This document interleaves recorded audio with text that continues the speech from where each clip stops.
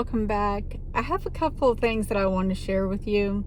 But first, I have to say that I got another surgery appointment. This surgeon does surgery in a specific location. That location requires a payment in full before you have surgery. But then he goes to the hospital as well. And the hospital does payment plans. So I redid my surgery date.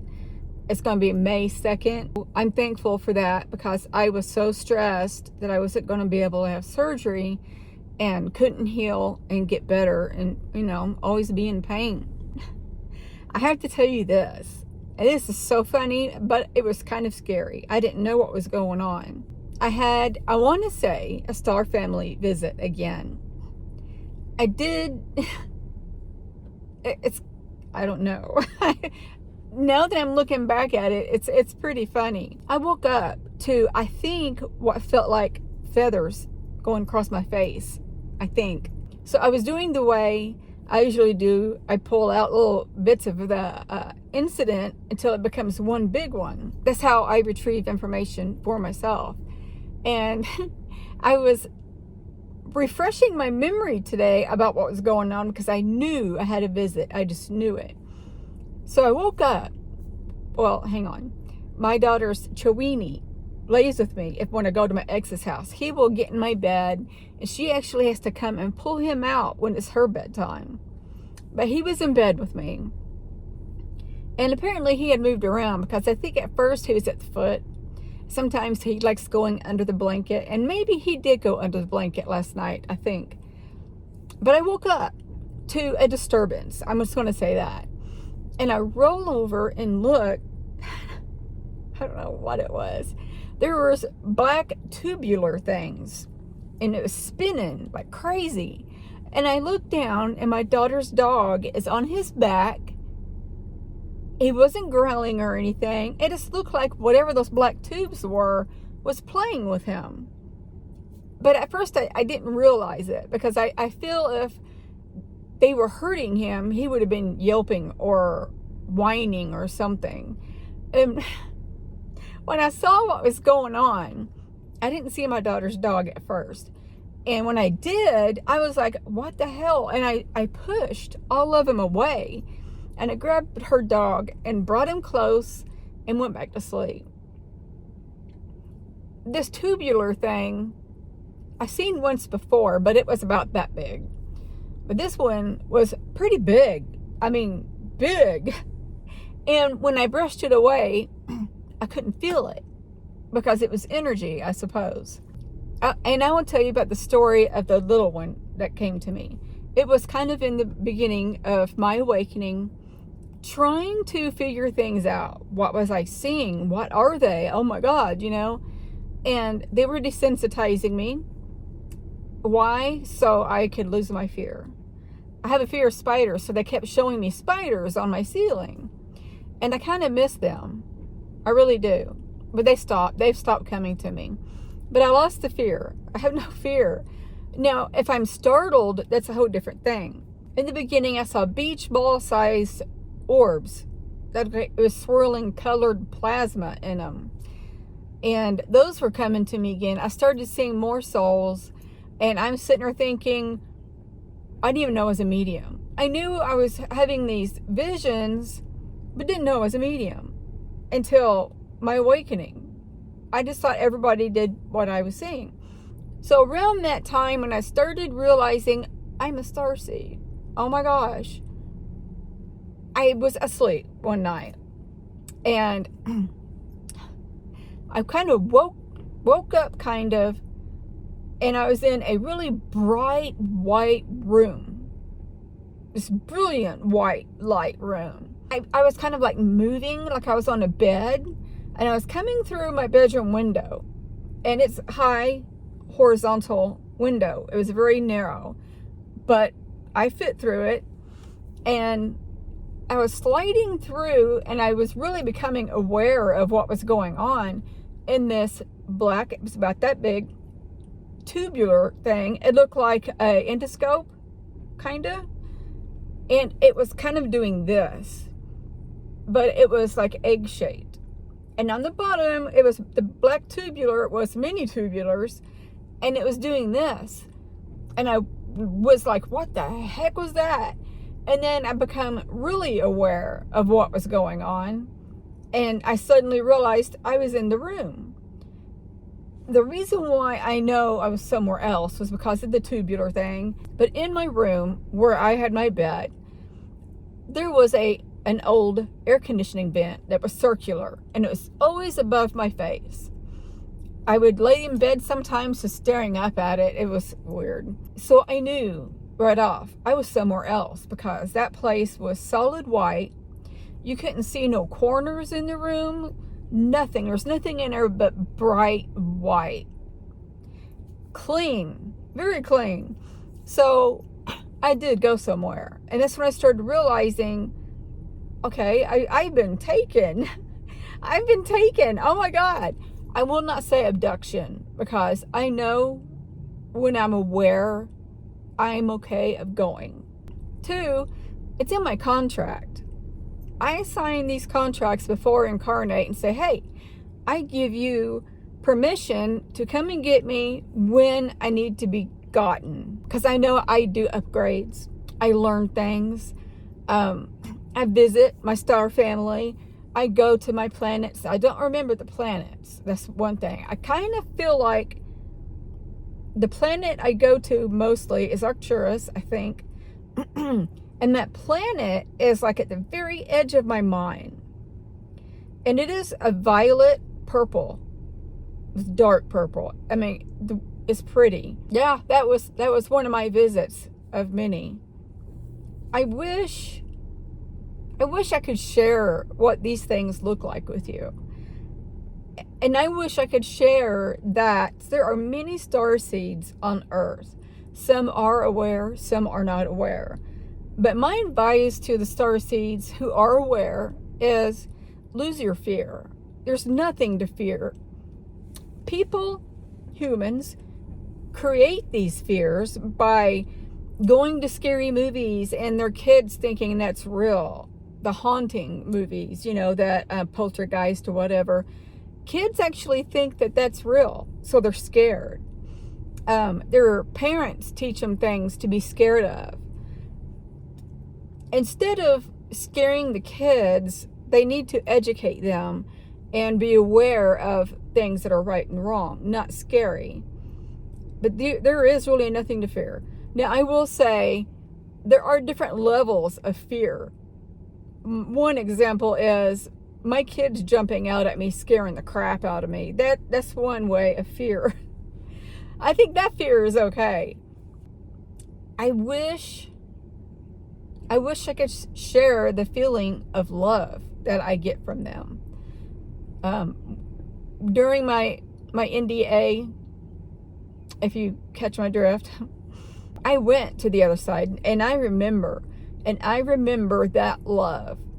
And I was trying to unalive myself, and I actually succeeded because I crossed over. There was a woman there, and I think I know her. I felt like I did. She nodded at me, and she looked like she was Greek, in the Greek robe and the hair. The garden was so beautiful.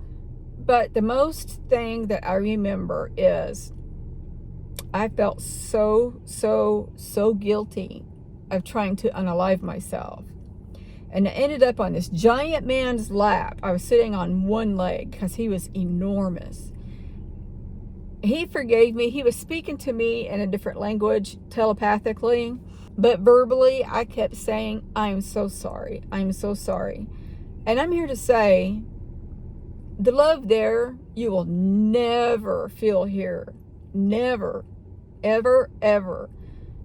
It's so intense that I want to say it's mentally painful.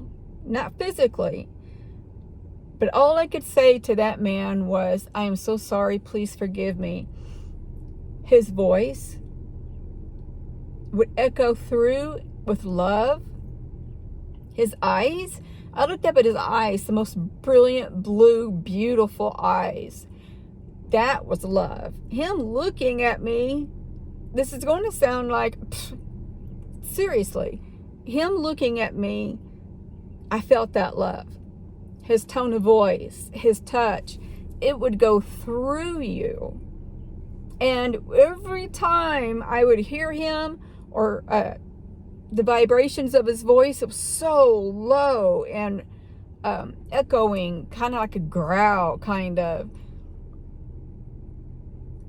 I feel that some of us, when we cross over, will have to start low. I feel like I know that there's different levels in heaven. And I do feel that the higher evolved you become, you're at the top, where Jesus and Buddha and Shiva is. If you're down here and you're low vibration, you wouldn't be able to handle that up there. I'm here to tell you, you're not going to be able to handle it. And just because you're down here, doesn't mean you're a piece of poop in a roundabout way. It just means you need to acclimate that feeling of vibration of love. And you do, you move up. You just keep going up. And I don't want to say that it will take you several lifetimes to go up. You won't be a pair of Buddha and Shiva, let's just say that, unless you're highly evolved like they are. You don't reincarnate if you're up there unless you want to. So when I cross over, I'm not sure where I'm going to be going, but I'm not going to be low. I will probably be right here. And as soon as my soul adjusts to that feeling of love, then I go up. And it's the same thing. You adjust to that feeling of love and you go up. It's a process. But it's not like, oh, well, next year I'll move up here. Well, there's no such thing as time anyway. That's not how it goes. For some reason, one of you might need to know about that, because I do feel like a lot of that was channeled through me. Some of it I knew since I was a little girl. And I even thought as a little girl that life here on earth is like a school or a game. And it's actually both. We all are players doing our lives here and seeing who can win. You know what I mean? But I do think that sometimes when I talk about things and I'm just full of information about it, I feel it's channeled. Or my higher self has stepped up and started talking about these things. I do truly feel that your soul, which is your higher self, not your human self, but your soul will come out and give information that is needed to be heard. Just saying. I also want to say the orbs that I see with my eyes, I still see them. It's really hard to see them when I'm in my truck or at my ex's. I don't know why. But me seeing orbs, I saw something on YouTube the other day. And I'm like, oh my God. Exactly. So this man, he was dying. And he was doing the, what they call the death growl or something. They're breathing really funny right when they're close to dying. And then once they die, of course, that stops. But a tiny orb came from his body and went up in the air. And I sat there and I was like, that's our soul. Our soul can change form too, just so you know. But I knew they were souls because I've seen orbs for a while now, and I've known there are souls. But in my head, I knew they would change form. They can come to you looking like they're human or like their ET self. But the thought of that little bitty orb in this body is controlling everything. Well, your human self is. But to sit and know that this tiny little soul is in your body is really weird to me. To wrap my head around that, it's very hard. I do know that some ETs will say, it's too highly advanced for you to understand if we told you this. I've heard that more than once, actually. There are some things that we just don't understand. And for a higher person or higher self to come forth and tell you something like I just said, this tiny little souls in your body. Somebody that I'm telling this to through here is going to be like, whatever, because they don't understand that. And I want to say, start thinking about it and realizing, oh my gosh, she was right. That's when you start understanding things of higher evolvement. Did I just say that word? That's a big word. I do feel that I'm still channeling things, because you know me and my words. But some people just cannot understand the most highly evolved things that will be told to them. They'll be sitting there like, I just don't understand. How can that be? How can that happen? That doesn't sound right. You know what I mean? But the more you learn and educate yourself, when people talk highly of higher evolvement, as I said, then they start realizing, and on those levels too, oh my gosh, that's right, because I seen that or did that or heard that, you know what I mean? So then they start believing these things and everything starts making sense to them. I have to say, at this point in my life, my awakening was in 2020. I've educated myself quite a bit. I've done a lot of research, and I'm a hypnotist also. Just throwing that out there so you'll know that some of these things I talk about, these souls have told me. So educate yourself. Get on Amazon, get all these freaking books. Just YouTube everything, Google everything. Just educate yourself, and you will know that the things I say are going to be true and accurate. I will never lie to you. Never. I don't lie. I haven't lied since I was a kid. And back then, it was just to get out of trouble so I wouldn't get the crap beat out of me.